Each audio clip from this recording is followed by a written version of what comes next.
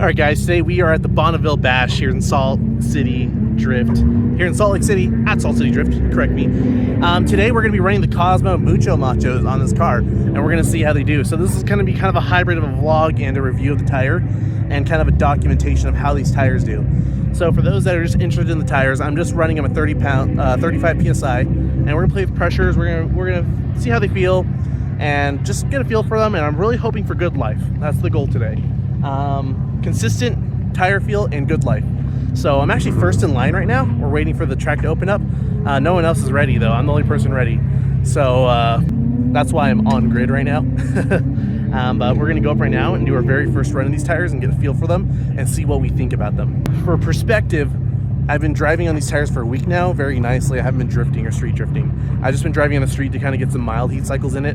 What I plan on doing is I'm going to do one run out here, a couple laps, and let the tires cool off back to ambient temperature, so that way we get a full heat cycle in. So the reasoning for that is if you just heat cycle the tire fresh, you could potentially chunk it up or wear it out more rapidly. And when the goal is tire life, we're going to heat cycle it, let that compound settle in, and then hopefully the chemical structure of the tires can provide a longer life. All right, first lap. Well, we're gonna let them finish doing the parade lap, but that gives me a second to talk. We're gonna take it easy. This course is very tight and technical. We're only limited to 4 laps at a time, which I think is a good thing. Yeah, we're gonna see what these tires do though. Good to go?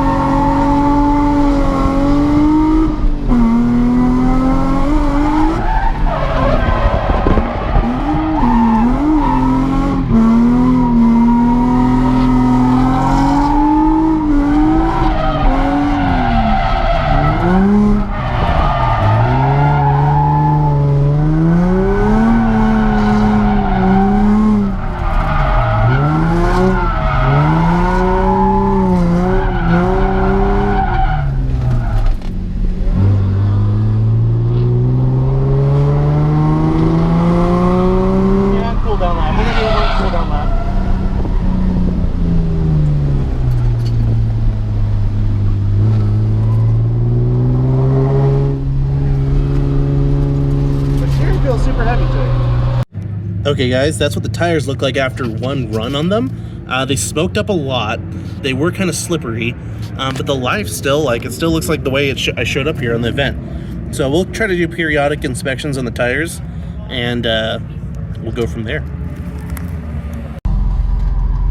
Okay, we're gonna run the little toge course they set up. This is more like a mini track, if anything, not really a toge course. I'm gonna see. Power steering still feels really tight at a stop. If we give it a little blip, it's fine though. So maybe while I'm driving, it's fine. Maybe it just does an air bubble somewhere, because it immediately felt better, but it still feels kind of tight in some sections, which I feel like it's an air bubble, or maybe I just need to do a full fluid flush, not just a dump. So let's see.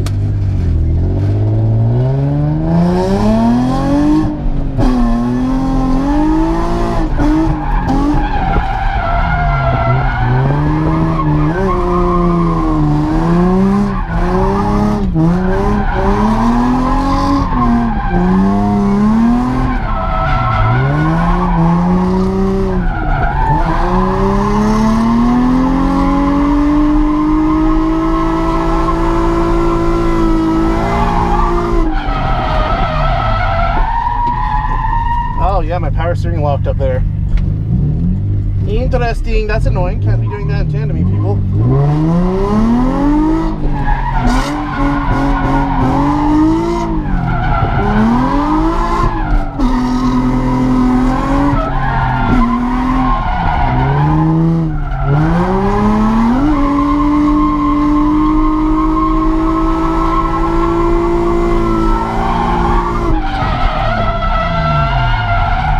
Oh my god, I can't even pull it back.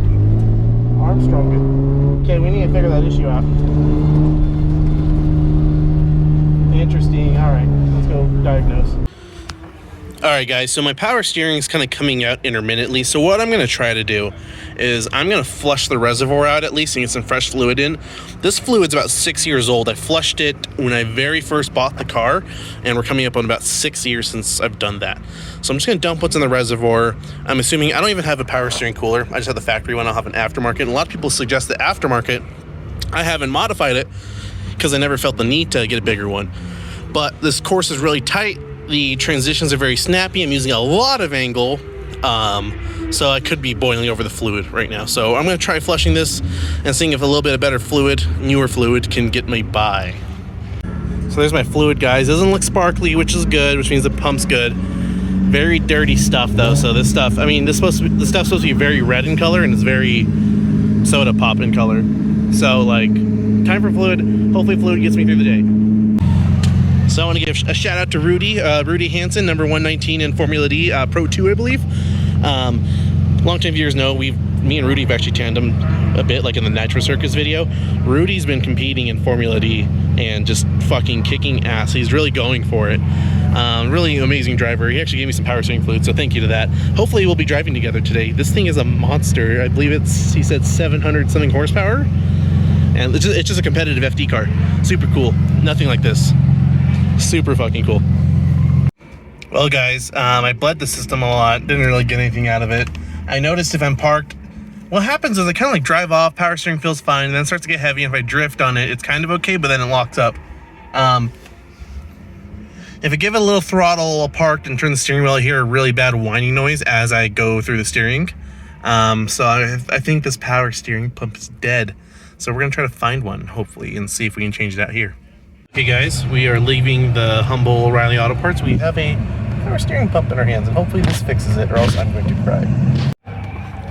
Alright guys, so we're taking the power steering pump. There's a 12mm bolt back up top here, one down, a 14mm down there.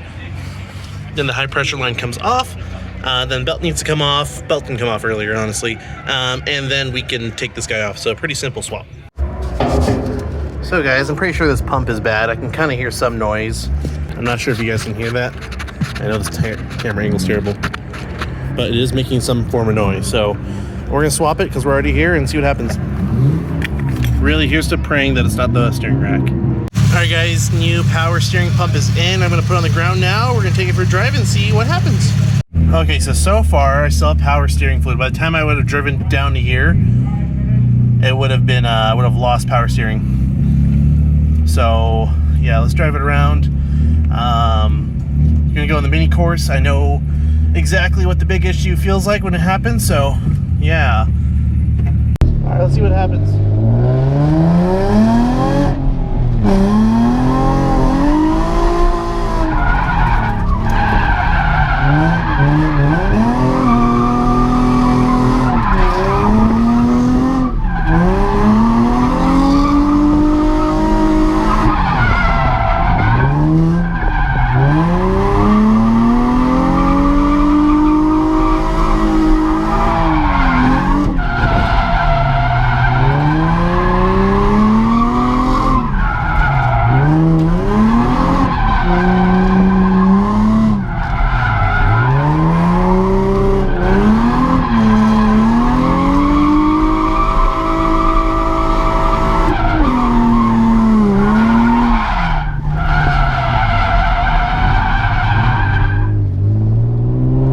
Yes, okay, that was the fix. Woo! Just with 3 hours to spare in the event. Yeah!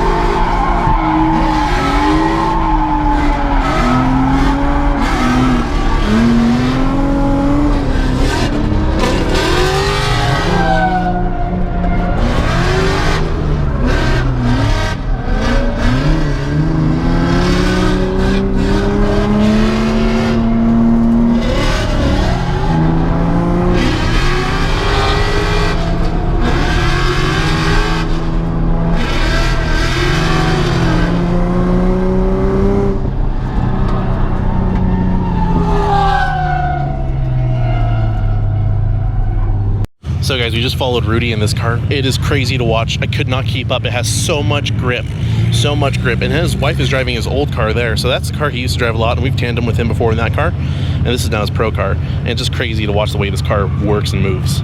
Absolutely insane.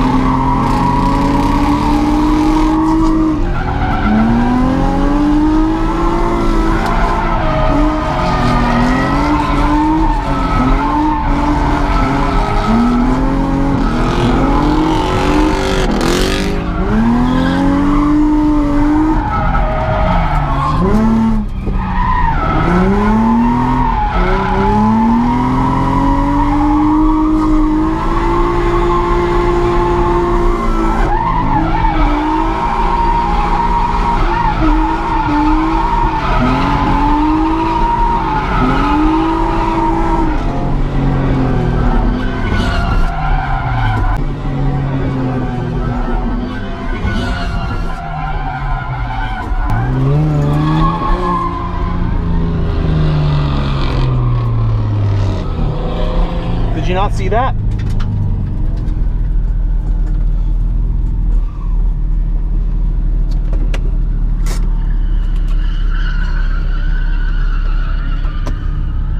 Oh, holy shit, that was close. So tires we're getting down close to the wear bar, but it looks like we got about 330 seconds left. And this side is a little better, maybe 430 seconds of tread. So not bad, not bad. All right, guys, so that concludes the end of the day. It was a little bit of a troublesome day. I really wanted to focus more on how these tires felt, but had a little bit of car problems. But nonetheless, the Cosmo Mucho Macho seems to be a pretty good tire for drifting on.